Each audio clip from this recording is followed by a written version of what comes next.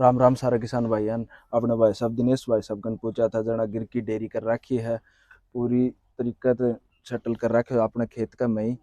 तो राम राम भाई साहब। राम राम जी, राम राम। तो जिस तरह आए के बारे में पूरी जानकारी लेंगा भाई साहब। ते किस तरह की शुरुआत करी थी, कितना साल हो गई है डेयरी को फार्म करता, और कई हिसाब से हो डेयरी को फार्म चालू करियो तो कितना साल हो गई था नहीं करिया। सबसे पहले तो फार्मिंग ज्योग्राफी चैनल का बहुत बहुत शुक्रिया और आपका बहुत बहुत स्वागत हमारे छोटे से डेयरी फार्म पे आने के लिए, और आपके सभी दर्शकों को मेरा प्यार भरा नमस्कार। जैसा आपने पूछा कि कितने साल हुए हैं, अभी एग्जैक्ट बताऊं तो लगभग 3 साल होने को आए हैं। तो इस ब्रीड पे काम करते हुए मुझे लगभग 5 साल हो चुके हैं, और पूरा डेयरी का सेटअप किए हुए लगभग 3 साल के करीब हो चुके हैं। इस गाय के ऊपर फोकस करने का एक मेन रीज़न ये था कि इस गाय का जो है कैरेक्टरिस्टिक्स अगर देखें तो अधिकतर परसेंट अगर आप देखें तो इस गाय में बहुत ही शांत और जो है ना, इसका स्वभाव इतना प्यारा रहता है कि आप किसी भी बच्चे से या किसी भी अनजान व्यक्ति को अगर आप देखें तो ये ब्रीड जो है बिल्कुल उसके ह्यूमेनियर इतनी होती है, फैमिलियर माने आप इसको, कि ये किसी को कुछ भी नहीं कहती। इसका दूध इतना पौष्टिक होता है, आप सभी दर्शकों को भी इस बात का पता होगा कि इसके गाय में स्वर्ण तत्व होता है, यानी आप अपनी भाषा में कहें तो न्यूट्रिशनल वैल्यू इसकी सबसे ज़्यादा होती है। आज के समय की अगर बात करें तो हमने पीछे कोरोना काल देखा, बहुत बड़ी महामारी थी, और उस महामारी में बहुत से लोगों का जो है रुझान इस खान पान के प्रति इसलिए बदला है क्योंकि जितना अच्छा खान पान अगर हमारा होता है उतना ही हमारा शरीर स्वस्थ रहता है। तो देसी खाना पीना जो हमारा पहले हमारे बुजुर्गों के समय हुआ करता था वो आज के समय में नहीं है। तो अब धीरे धीरे उस ट्रेंड पे हम वापस आ रहे हैं। तो देसी खान पान में देसी गायों का दूध सर्वश्रेष्ठ बताया गया है। तो भारत में जितनी भी नस्लें पाई जाती हैं वो सारी देसी ही होती हैं। उनमें गिर एक जो मुख्यतः नस्ल है ये गुजरात की नस्ल है, तो इसी पे मैंने फोकस किया जी। जतरा भाई साहब के प्रोफेशन के तरीके तार मन में आएगी या नस्लिया ही पालनी है हाँ, नस्ली। आपका सवाल बहुत अच्छा है। अगर मैं बेसिकली बताऊं तो छोटा सा एक जॉब करता हूं मैं गवर्नमेंट कॉलेज लोहारू। मैं कॉमर्स पढ़ाता हूं, गवर्नमेंट लेक्चरर हूं मैं। और रही बात गाय के ऊपर फोकस करने की, तो शौक था एक, ये आप इसी को शौक ही मान सकते हैं। सबसे पहले मैंने घर से ही शुरुआत की थी क्योंकि मेरा मेन जो उद्देश्य था वो ये था कि घर घर तक जो है ना देसी गाय पहुँचे। और इस गाय का जो है मैंने बहुत रिसर्च की, अपने लेवल पे की, और मैंने बहुत से लोगों से जो जानकार थे उनसे भी संपर्क किया। तो मेरा मन जो है इस गाय पे सबसे ज़्यादा रहा कि ये गाय जो है सर्वश्रेष्ठ मेरे हिसाब से मैंने देखी। तो एक गाय जो मैं घर के लिए लेके आया, मैं आपको थोड़ी देर में दिखाऊंगा उस गाय को भी। तो एक गाय सबसे पहले अपने लेके आया, जब उसका रिजल्ट बहुत अच्छा लगा था, उसके बाद धीरे धीरे मैंने इतना जो एक छोटा सा एक डेयरी फार्म बनाया है। और अभी एट प्रेजेंट की बात करें तो लगभग छोटे मोटे 18-19 पशु हैं अपने पास। तो जैसे गिर नस्ल की इसकी खासियत क्या क्या है, किस तरीके से इसको पहचाना जाता है कि जैसे यही गिर गाय है। जी, पहचान में अगर देखा जाए तो आप सबसे पहले तो देखें तो कान का सबसे बड़ा स्ट्रक्चर इसका देखा जाता है कि कान इसके जो है ना बाकी नस्लों से थोड़े बड़े कान होते हैं। जैसे जैसे ये बड़े होती जाती हैं बछड़ियाँ, तो इनका जो सिर का उभार है वो उल्टे तवे की तरह कहें या एक उल्टा मटका जो हमारा रखा होता है उसकी तरह शेप ऐसे लिए होता है। और रही बात सींगों की, सींगों का पैटर्न इसका अलग अलग होता है। कईयों के सींग नीचे की तरफ होते हैं, कईयों के पीछे की तरफ होते हैं। तो कुछ गायों के सींग जो है कई बार भैंसों की तरह भी मुड़ जाते हैं। एक गाय है अपने पास, मैं दिखाऊंगा आपको, उससे भी छोटे सींग बहुत ही गायों के देखने को मिलते हैं, जिनको कोंडल नस्ल भी बोलते हैं। तो इसमें बहुत सारी ब्रीडिंग करेक्टरिस्टिक्स होते हैं। तो उनमें देखा जाए तो ब्लड लाइन के हिसाब से कोई राजकोट ब्लड लाइन है, कोई भावनगर ब्लड लाइन है, इधर आपका जूनागढ़ ब्लड लाइन है। तो ब्लड लाइन के हिसाब से भी बहुत सी गायों में भी विशेष प्रजातियां होती हैं। और जैसे इसका रंग कौन सा, सबसे ज्यादा रंग कौन सा है रंग की देखा जाए तो मोस्टली आप देखें तो जो रंग अब आपको दिखाई दे रहा है ये कॉमन रंग, जिसको हम रेडिश कलर बोल सकते हैं, लाल रंग, गेरुआ रंग जिसको आप कह सकते हैं। लेकिन ये जरूरी नहीं कि हर एक गिर गाय का यही कलर होता है। इसमें कलर का अगर देखें तो लगभग सभी कलर आपको मिल जाएंगे। एक लीलड़ा नाम से इसमें एक प्रजाति होती है, गिर के ही अंदर जो एक नस्ल है। तो लीलड़ा जो गाय होती हैं वो सफ़ेद कलर की, उनमें ब्लैक पैचेज होते हैं यानी काले रंग के धब्बे होते हैं। दूसरा अगर देखें काबरा रंग, जो आज के समय में बहुत ज़्यादा डिमांड में है, तो जैसे इस बछड़ी को आप देख रहे हैं ये काबरे रंग में बोली जाती है, जिसका पैटर्न देखें आप लाल रंग में, और ये सफ़ेद जो चिन्ह होते हैं इनकी बॉडी पे जो ये सफ़ेद कलर आ जाता है, इनके गलकम्बल में जो सफ़ेद रंग आ जाता है, इसको हम काबरा कलर बोलते हैं। जो कि आज के देखा जाए तो इस माहौल में सबसे ज़्यादा प्रचलन में ये मानी जाती हैं, क्योंकि गुजरात वालों के हिसाब से इन गायों का जो काबरे कलर की गाय होती हैं इनका जो मिल्किंग जो टाइमिंग होता है वो सबसे ज़्यादा होता है। यानी कह सकते हैं आप लगभग 15 से 20 दिन इनको छोड़ना पड़ता है दूध की, सबसे ज़्यादा लंबा समय तक दूध देती हैं ये। तो जैसे एक बछड़ी गाय के रूप में तैयार होने में कितना टाइम लग जाता है, कितने टाइम बाद उसको प्रेग्नेंट या ये जी, जी, कहें कि जी। आगे करवा सकते हैं? ये डिपेंड करता है जी अपना खाना पीना कैसा है, हम कैसे उसका रख रखाव करते हैं। अगर बछड़ियों की बात करें तो जैसे अगर हम उसको माँ का अच्छा दूध पिलाते हैं, उसकी देख रेख अच्छी करते हैं, तो लगभग 2 साल की बछड़ी, डिपेंड करता है वो वेट के ऊपर, अगर वेट वो जल्दी गेन कर लेती हैं तो लगभग 2 सवा 2 साल की बछड़ी जो है वो प्रेगनेंसी के लिए तैयार हो जाती है, उसको हम कंसीव करवा सकते हैं।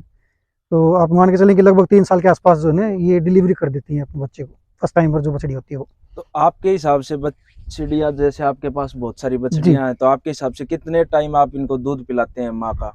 अ, अभी पीछे 5 गायें जिन्होंने हमारे यहाँ बच्चे को जन्म दिया, तो 5 ही बछड़ियाँ लेके आई भगवान की दया से, आप लोगों के आशीर्वाद से। तो उन 5 बछड़ियों का आप यकीन मानिएगा कि हर एक बछड़ी को हमने तब तक दूध पिलाया जब तक वो खुद नहीं हटेगी। लगभग ये मान के चलेंगे 2 से 3 थन का हमने प्रेफ़र किया कि वो 2 से 3 थन का जो है दूध खुद पिए। देन हमने बहुत कम कोशिश करी कि हम दूध जो है निकालें।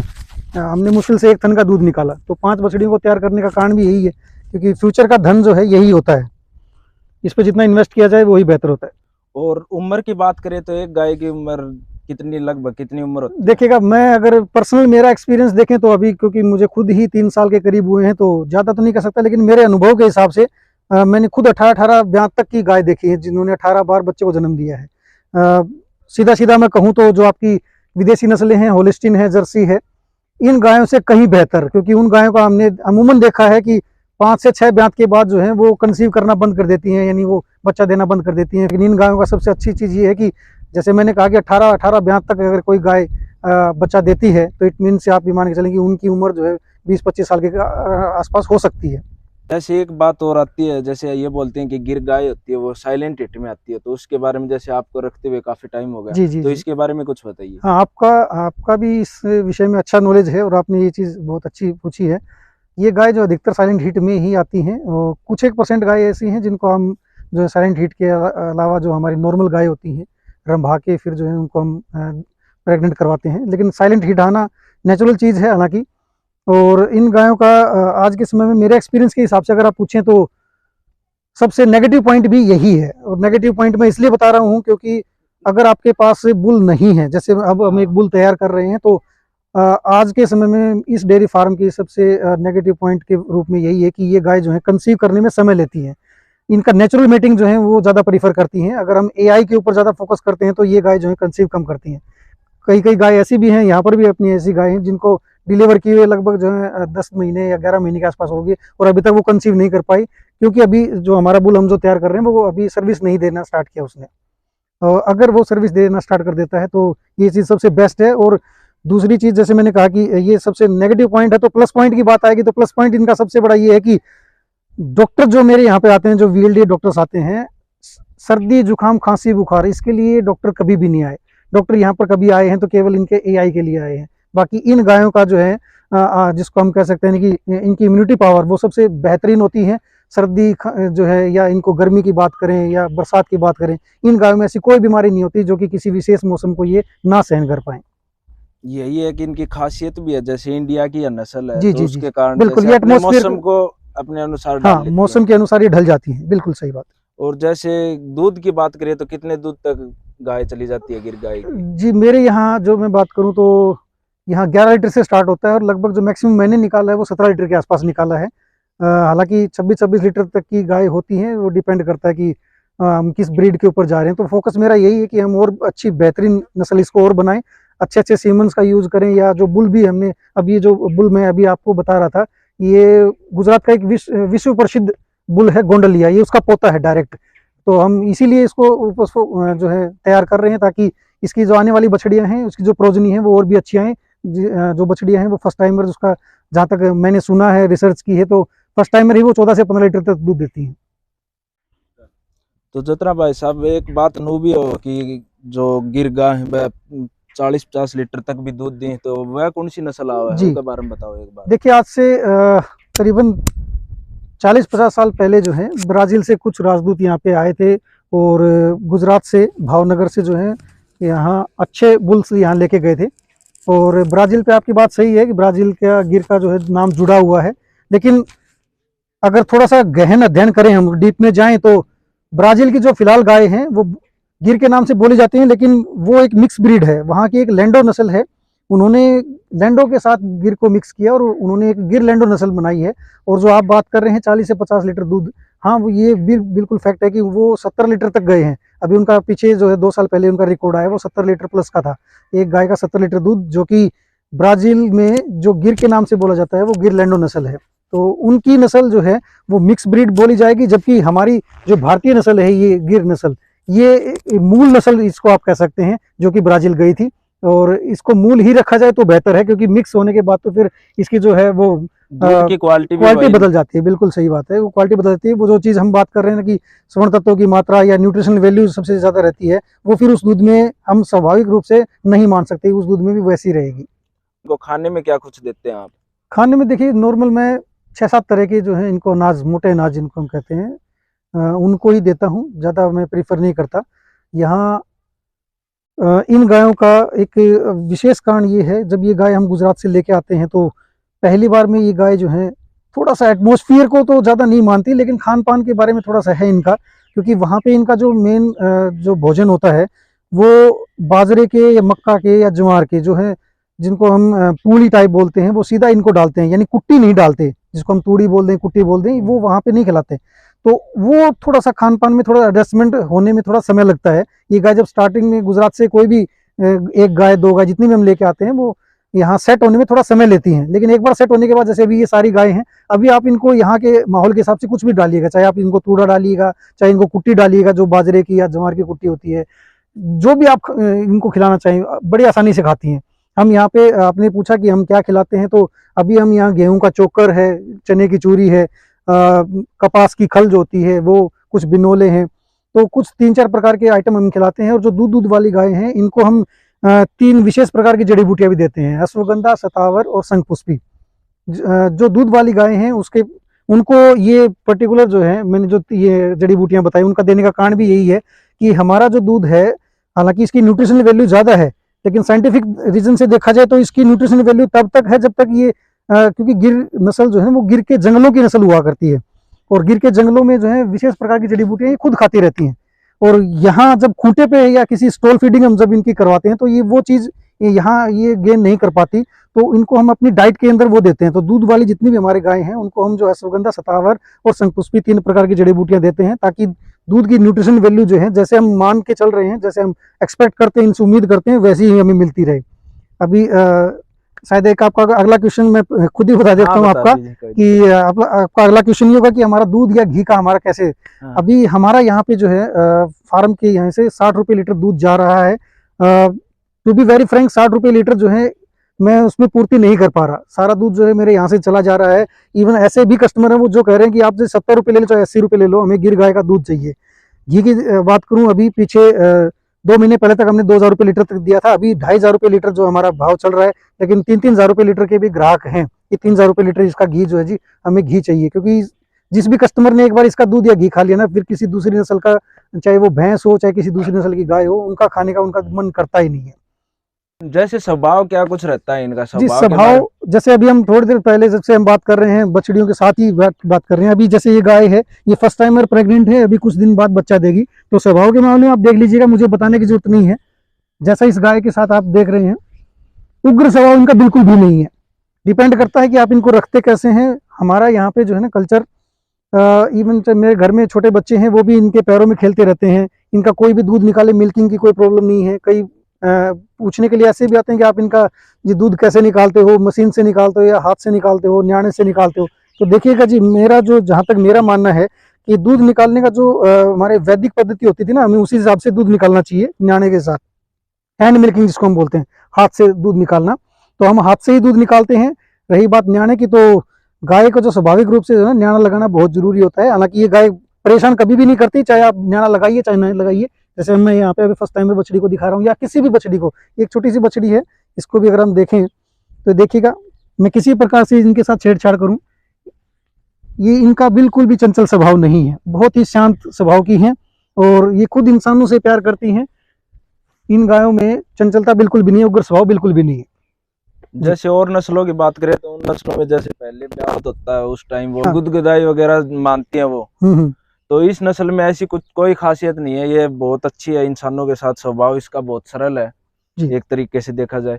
तो जैसे आपने कौन सी गाय से शुरुआत की थी उसके बारे में वो हाँ, दिखाइए। ये पहली गाय का पूछा तो ये मेरी वो पहली गाय जो लगभग 4.5-5 साल पहले हम जो लेके आए थे, यानी मेरी शुरुआत जो है इस फार्म की आप इस गाय से मान सकते हैं। ये उस समय फर्स्ट टाइमर थी जब हम लेके आए थे। कहाँ और से लेके आए थे आप इसको ये इसके? भी गुजरात से लेके आए थे जी, 2 गाय आनी थी गुजरात से, और एक गाय अपने यहाँ पे डिलीवर हुई थी, दूसरी जगह जो है दादरी के पास में एक गांव है वहाँ जानी थी। तो कितनी उम्र की जैसे लेके आए थे? ये फर्स्ट टाइमर उस समय प्रेग्नेंट थी जी, जब यहाँ पे जब लेके आए तो उस समय इसका 20 दिन लगभग ब्याने के थे जब यहाँ पे आई। और अभी ये 3 बार बच्चे को जन्म दे चुकी है, अभी ये चौथा लैक्टेशन है इसका। अभी लगभग 20 दिन के आसपास जो है ना उसके बाद ही भी आ जाएगी। बहुत ही शांत मन की, ये देखो आप पीछे से कवर कर सकते हैं। तो देख सकते हैं कितना सरल स्वभाव है गिर गाय का, इसके बारे में बताने की जरूरत नहीं है, जैसे आप साफ साफ देख सकते हैं वीडियो में। इसका नाम दुर्गा है जी। अभी थोड़ी देर पहले हमने जिक्र किया था कि ये गाय जी अब हरियाणा सरकार भी जो है, मैं हरियाणा सरकार ही लगभग हर एक जो है राज्य की सरकार इस विषय में ज़्यादा ध्यान भी दे रही है। अभी 38वीं राज्य स्तरीय पशु मेला हुआ था हरियाणा के अंदर, भिवानी के अंदर पिछले साल। तो उसमें हमने भी 2 गायों को पार्टिसिपेट करवाया था, तो जिसमें से ये गाय जो है सेकंड पोजीशन पे रही थी और इसने 31,000 का इनाम जो है जीत के लेके आई थी। उस समय ये ताज़ा जनी हुई थी, इसने ताज़ा बच्चे को जन्म दिया हुआ था और अभी ये प्रेग्नेंट है 2 महीने की। तो इन गायों का ये विशेषता भी है कि हरियाणा सरकार जो है इस विषय में ध्यान दे रही है कि देसी गायों को बढ़ावा मिले। बुल के बारे में और बता रहे थे, हाँ उसके जी, बारे में बताओ। ये बुल है हमारा जी विष्णु, लगभग 2.5 साल के करीब अभी उसकी उम्र है। और ये हम फ्यूचर के लिए तैयार कर रहे हैं, जैसे मैंने अभी कहा कि हम क्योंकि ब्रीड पे फोकस कर रहे हैं, जितनी अच्छी नस्ल होगी उतना, क्योंकि किसान का जो मेन मोटो है वो दूध के ऊपर होता है। हम हालांकि इस चीज़ के ऊपर पिछड़ चुके हैं, हम केवल दूध दूध और दूध चाहते हैं किसी भी पशु से, लेकिन दूध के अलावा इन गायों का तो हर एक चीज़, चाहे आप इनका कोई भी आउटपुट देखिएगा। मेरे पास 3 बार ऑफर आ चुके हैं। इनका जो गौमूत्र अगर हम इकट्ठा करते हैं तो 5 रुपये लीटर, एक आयुर्वेदिक जो है एक दवाखाना कहिए आप उसको, तो उन्होंने मेरे को यहाँ कहा कि हम 200 लीटर का ड्राम यहाँ पे रखेंगे और जैसे ही वो आपका फिल कर देते हैं आप गौमूत्र से, तो हम उसको उठा के ले जाएंगे, यानी आप का काम सिर्फ उसको कलेक्ट करना है। लेकिन मेरे यहाँ पे क्योंकि कच्चे का सिस्टम है और हम गौमूत्र इकट्ठा करना नहीं चाहते, तो मैंने उनका ऑफर को मना कर दिया था। नहीं तो इनका गौमूत्र जो 5 रुपये लीटर बिकता है। रही बात ये गोबर जो आप देख रहे हैं, इसकी फर्टिलाइजर इतना अच्छा है ये, जिस खेत में अगर आप एक गोबर एक बार डाल दो, वहाँ पे आपको किसी भी दूसरे फर्टिलाइजर या केमिकल्स की जरूरत नहीं है, जो कि पेस्टिसाइड आज हम खान पीन में डाल भी रहे हैं। जहर यानी एक तरह से हम जो अपने फसलों में डाल रहे हैं और वो इनडायरेक्टली हमारे शरीर के अंदर ही जा रहा है, क्योंकि वो खान पीन फिर हमारा होता है। तो हम कोशिश ये है हमारी, क्योंकि मैंने एक बायोगैस प्लांट भी लगा रखा है, वहाँ पे जो स्लरी है वो सबसे बेस्ट बताई गई है। गोबर गैस से जो स्लरी निकलती है, जो वेस्टेज निकलता है, वो खेत के लिए स्वर्णिम बोला जाता है उसको, कि अगर वो आप खेत में यूज़ करते हैं तो आपको किसी भी फर्टिलाइजर की जरूरत नहीं पड़ेगी। तो उस विषय में जैसे मैंने कहा कि हमें दूध को पर फोकस करना है, तो दूध के लिए हम अच्छा अगर बुल का चयन करते हैं, क्योंकि कई बार देखा जाता है ना कि दूध कौन देता है। मेरे हिसाब से बुल बुल दूध देता है, गाय दूध नहीं देती, बुल दूध देता है। जितना अच्छे नस्ल का आपके पास बुल होगा, उतनी आने वाली उसकी जो प्रोजनी है, उसके जो बच्चे हैं, वो दूध के ऊपर आएंगे। अब ये जो बुल आप देख रहे हैं, ये विश्व प्रसिद्ध है, गोंडलिया बुल हुआ करता था गुजरात के अंदर, और उसका बेटा है हिसार के अंदर। और मैं वहाँ से सीमन लेके आया था और अपनी गाय को मैंने कंसीव करवाया, वहाँ से ये बच्चा पैदा हुआ विष्णु के नाम से। और इसकी माँ जो है वो GLDB में रिकॉर्डेड है, उसका 23 लीटर दूध एक दिन का जो है वो रिकॉर्ड हो चुका था। तो ये अभी हम तैयार कर रहे हैं अपनी फ्यूचर के लिए, ताकि अच्छे बच्चे हम यहाँ से ले सकें। क्योंकि अभी थोड़ी देर पहले मैंने कहा था कि इन गायों की सबसे बड़ी जो है वो एक नेगेटिव पॉइंट आप इसको कहें, ड्रॉबैक कहें, कि ये AI को कम कंसीव करती हैं। AI का मतलब आर्टिफिशियल इंसेमिनेशन, जो कृत्रिम गर्भाधान जिसको हम बोलते हैं। ये गाय जो है उन AI को नहीं मानती, इनके लिए नेचुरल मेटिंग, और वो तो हर एक प्रकृति का देखिए नियम है, नेचुरल चीज़ नेचुरल होती है। प्रकृति से हम छेड़छाड़ जितनी करते हैं वो हमारे लिए खतरनाक ही होता है। तो उसी विषय को ध्यान में रखते हुए, क्योंकि अब डेयरी फार्म में एक बुल होना बहुत जरूरी है, ताकि भविष्य में जितने भी नुकसान, क्योंकि अभी मेरे यहाँ पे 3-4 गाय ऐसी हैं जो कि 10-11 महीने जिनको डिलीवर किए हुआ, लेकिन अभी तक वो कंसीव नहीं कर पाई हैं। कारण बस यही है कि बुल अभी तक कोई तैयार था नहीं, और आसपास भी अगर मैं देखूं गिर का नंदी हमारे मिलता भी नहीं है। तो इन गायों का जो है वो खाली रहने का कारण भी यही था। लेकिन जैसे ही ये बुल सर्विस देना स्टार्ट कर देगा, जो कि उम्मीद है कि 5-6 महीने में कर देगा, उसके बाद फिर कोई दिक्कत नहीं होगी।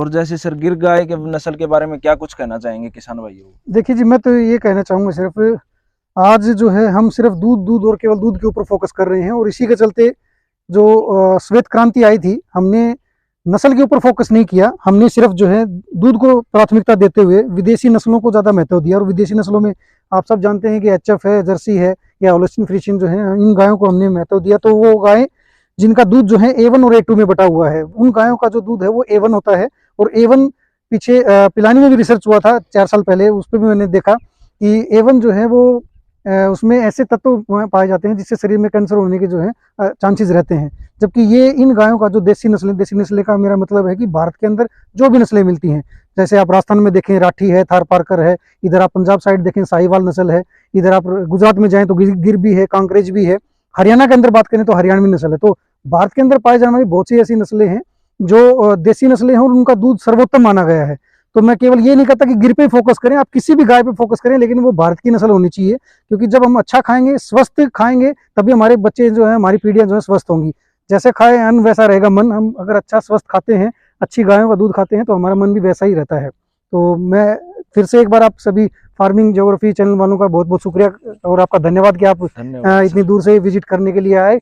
और आपके चैनल के माध्यम से मैं आपके दर्शकों को ये कहता हूँ कि आपको किसी प्रकार की कोई भी जानकारी इन गायों से संबंधित या इनके कोई भी प्रोडक्ट से संबंधित, या कोई ऐसा कोई युवा साथी जो इस लाइन में आना चाहता है, क्योंकि देखिए रोजगार हर बंदे के लिए आजकल रोजगार नहीं है। हम सरकारी जॉब के पीछे भाग रहे हैं, तो सरकारी जॉब हर एक के लिए नहीं है। तो हम खेत में रहते हुए या अपने आसपास रहते हुए कुछ ऐसा भी कर सकते हैं ताकि जिनसे खुद का भी लाभ हो और अपने आसपास समाज का भी लाभ हो। तो कोई किसी भी युवा को किसी भी विषय में कुछ भी जानकारी चाहिए तो कभी भी मेरे से संपर्क कर सकता है। संपर्क सूत्र मैं आपके वीडियो में ही देता हूँ। मेरे नंबर है 98-134-86-468 98-134-86-468। तो इस नंबर पे आप कॉल करके कभी भी जो है किसी भी विषय में पूछ सकते हैं। आपके लिए यहाँ के दरवाजे हमेशा के लिए खुले हैं। धन्यवाद। Thank you. और कोई भी तरीके गिर के गाय का दूध या घी गौमूत्र कोई भी तरीके चाहिए तो सर से संपर्क कर लीजिए। और भी गिर गाय के बारे में कोई भी जानकारी अधूरी रह गई हो तो कमेंट बॉक्स में कमेंट करके बताना और चैनल से बने रहना। धन्यवाद।